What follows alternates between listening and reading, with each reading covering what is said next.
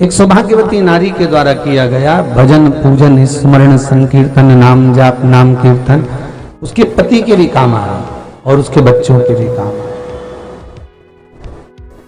देखिए कितना सुंदर शिव महापुराण में चरित्र आया है वृंदा देवी का कि वृंदा जितना नाम जाप करती है, वृंदा जितना नाम भजन करती है, वृंदा जितना नाम स्मरण करती है, उसके पति को उसका लाभ है। सोमवार के व्रत का अगर आप विधान देखेंगे, और हम तो कहते हैं केवल 16 सोमवार से ही मतलब मत रखो। आप माताएं अगर एकादशी का व्रत कर रही है, सोमवार का कर रही है, मंगलवार का कर रही, बुधवार का करे, गुरुवार का करे, चतुर्थी का करे, तीज का करे, छठ का करे, आप जो भी व्रत करते हो उस व्रत का विधान स्कंद पुराण में लिखा हुआ है। और स्कंद पुराण में क्या वर्णन लिखते हैं कि नारी जब सौभाग्यवती हो जाती है, लड़की की जब शादी हो जाती है और वो अपने पति के घर में जब रह रही होती है, पति के संग रह रही होती है, तो पति के घर में रहकर जितना भजन पूजन करती है, जितना स्मरण करती है, वो उसके द्वारा किया गया भजन पूजन व्रत आराधना उद्यापन चाकरी दर्शन ये सब का फल उसके पति के खाते में भी जाता है और उसके पुत्र और पुत्री के भी खाते में जाता है। पर उसमें एक बात का विशेष ध्यान रखना, स्कंद पुराण कहती है कि आप व्रत को उठाएं। आपने व्रत उठाया, कहां उठाया? पति के घर से उठाया, ठीक है। आपने व्रत उठाया सोमवार का, 16 सोमवार का, पशुपतिनाथ का, या गुरुवार का, या मंगलवार का, या बुधवार का, जो भी व्रत आपने उठाया वो पति के घर से उठाया। अब आपका फर्ज क्या है कि व्रत आप अगर कर रही हो तो पति के घर का ही अन्न, पति के घर का ही जल,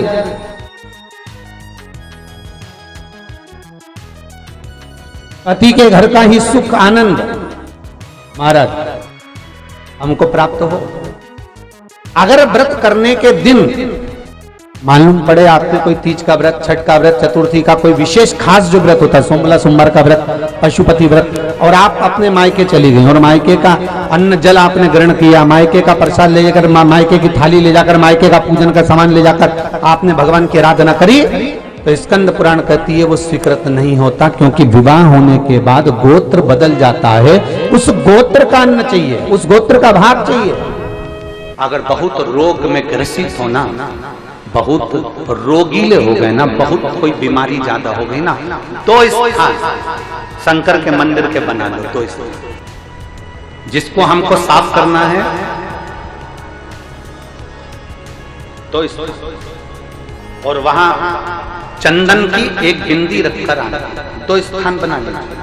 पहला ये जो जलाधारी है, अशोक सुंदरी वाला जो स्थान है, पहला स्थान अशोक सुंदरी का स्थान, जहां पर बीच में एक मोटी सी लाइन रहती है, उसके आसपास में जो जगह रहती है उस जगह को जल से साफ करिए, और जल से साफ करने के बाद में उसी को अपने शरीर पर थोड़ा सा लगाइए, हाथ को धो लीजिए, थोड़ी सी चंदन की बिंदी दोनों ओर लगा दीजिए। पहला स्थान। दूसरा स्थान जहां से पानी बहकर जाता है, उस पूरे स्थान पर से कहीं भी एक तुम्हारा मन कर जाए, उस स्थान को थोड़ा सा हाथ से और जल से साफ कर दो, और वहां हाथ को अपने हृदय से या शरीर में जहां रोग है, तकलीफ है, बहुत कष्ट है, बहुत दर्द है, उस स्थान पर लगाओ, और चंदन की हाथ धोने के बाद चंदन की एक बिंदी उस स्थान पर, वो नाली वाली जगह पर कहीं पर भी रख दीजिए।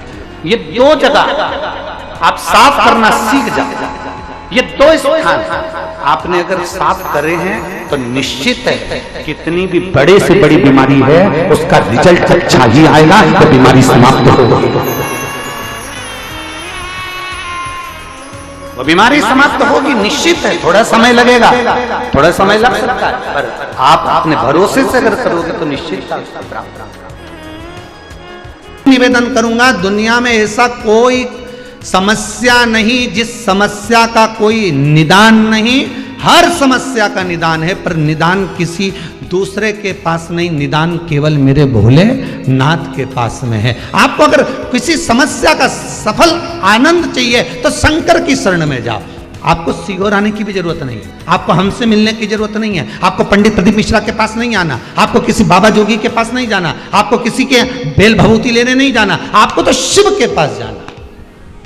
जो शंकर की वस्तु है उसको स्वीकार करो, बस शंकर की वस्तु को स्वीकारिए।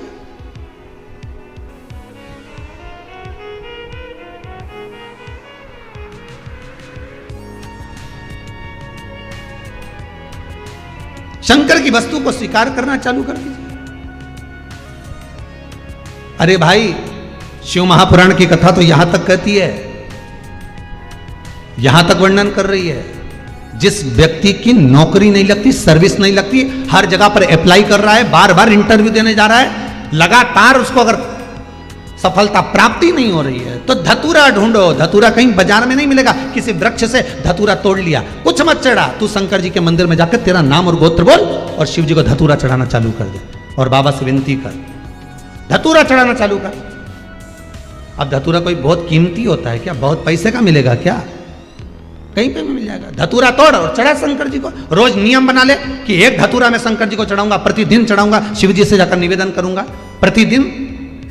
शंकर जी की प्रिय वस्तु में धतूरा, बेलपत्र आदि कादि की तो है, क्या है? चढ़ा रोज एक धतूरा, फिर वही धतूरा जिसके यहां तू इंटरव्यू देने जा रहा है उसी के सिर पे चढ़ गया। जो तूने शिव जी के चढ़ाया वही धतूरा वहां चढ़ा है, तू क्यों चिंता करता है? तत्व देखिएगा। कई लोग कहते हैं महाराज जी, जिस रुद्राक्ष को हम पहनते हैं उस रुद्राक्ष को कहां नहीं पहनकर जाना चाहिए?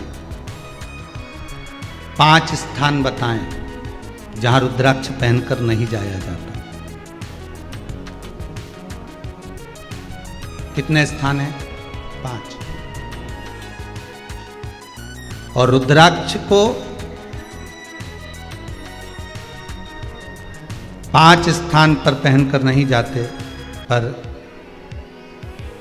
रुद्राक्ष के लिए वर्णन किया गया कि रुद्राक्ष कब कब उतार कर उसको वापिस अभिमंत्रित करना चाहिए।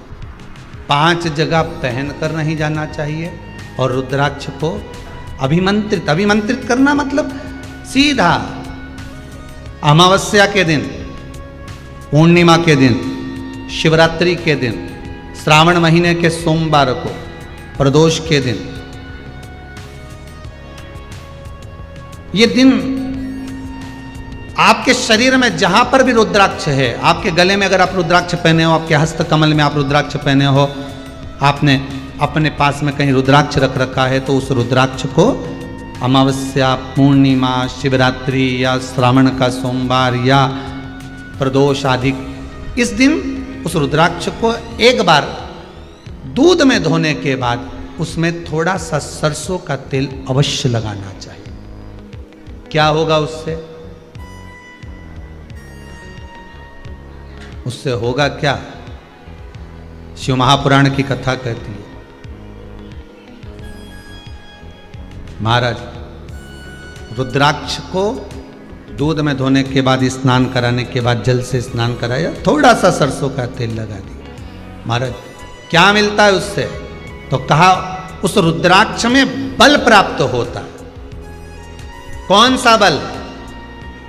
जो शरीर के अंदर बीमारियां बढ़ती हैं, उस बीमारी को वो रुद्राक्ष धीरे धीरे समाप्त करना प्रारंभ कर देता। पर एक और चीज याद रखना, जिस रुद्राक्ष के पानी को आप बीमारी के समय पर गलाकर पीते हो, उसमें सरसों का तेल नहीं लगाना।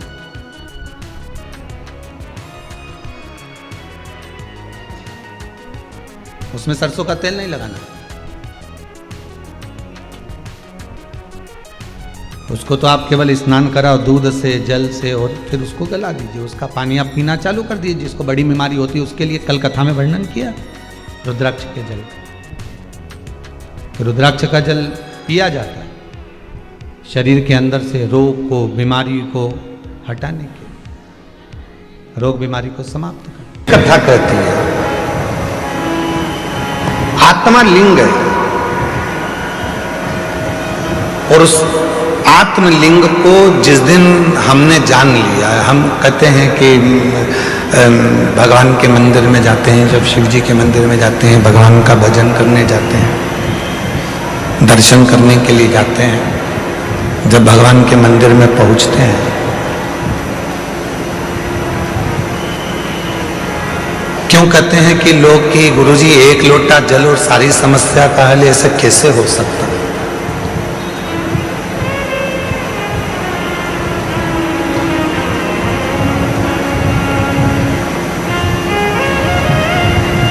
कैसे हो सकता?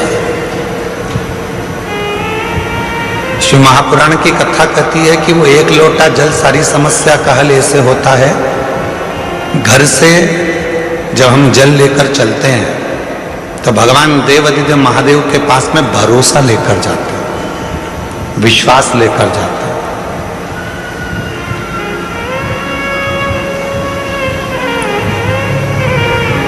ये आत्मलिंग जब शिवलिंग के सामने जाता है और आत्मलिंग और शिवलिंग के बीच में जो जल चढ़ाया जाता है, जो जल चढ़ता है, वो आत्मलिंग और शिवलिंग के विश्वास को, भरोसे को दृढ़ कर देता है।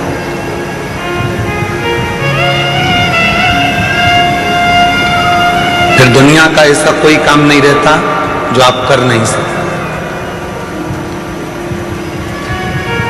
दुनिया का ऐसा कोई कार्य नहीं होगा जो आप कर नहीं पाओगे, फिर वो कार्य पूर्ण होता ही। भगवान शंकर की पवित्र कथा कर रहे हैं। शिव को रामचरितमानस में विश्वास कहा, और जब व्यक्ति के जीवन में विश्वास प्रबल हो जाता है, भरोसा दृढ़ हो जाता है, तो उसका कार्य अपने आप सफल होना प्रारंभ हो जाता है।